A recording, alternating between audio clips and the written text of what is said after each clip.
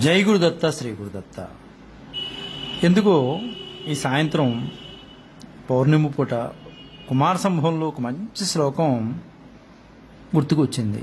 మా చిన్నతనంలో ఈ శ్లోకాన్ని మేము చదువుకునేవాళ్ళం. ఎందుకు ఒకసారి అందరికీ ఈ శ్లోకాన్ని చెప్పాలనిపించింది. కుమార సంభవం అంతా ఒక ఎత్తు అయితే ఈ ఒక్క శ్లోకం అంతా, ఈ ఒక్క శ్లోకము మనుషుల మనసును దోచుతుంది, ముఖ్యంగా పండితులు, సత్పురుషులు. ఏమిటి ఆ శ్లోకం అంటే ఒకసారి చెప్తాను చూడండి.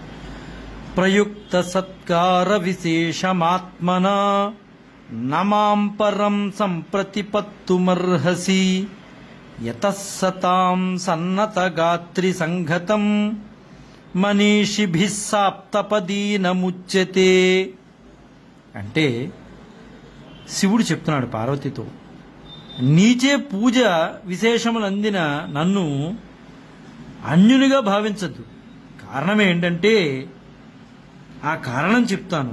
ఎందుకు అన్యుడిగా భావించద్దు అనే మాట నేను చెప్పాను అనే విషయానికి చెప్తున్నాను.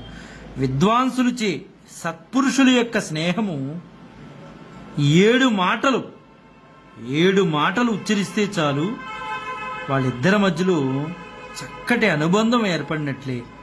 కాబట్టి నువ్వు నేను మాట్లాడుకున్నవి చాలా ఉన్నాయి. కాబట్టి మన మధ్యలో చక్కటి స్నేహ సంబంధమైన వాతావరణం ఏర్పడింది అని శివుడు పార్వతికి చెప్తారు.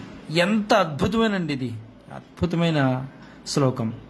ప్రయుక్త సత్కార విశేషమాత్మనా నమాం పరం సంప్రతిపత్తుమర్హసి యతస్సతాం సన్నతగాత్రి సంఘతం మనీషిభిః సాప్తపదీనముచ్యతే. 7 మాటలు మాట్లాడితే చాలు స్నేహం ఏర్పడుతుంది. ఎంత చక్కగా చెప్పారో కాళిదాస్ మహానుభావులు. జై గురుదత్త శ్రీ గురుదత్త.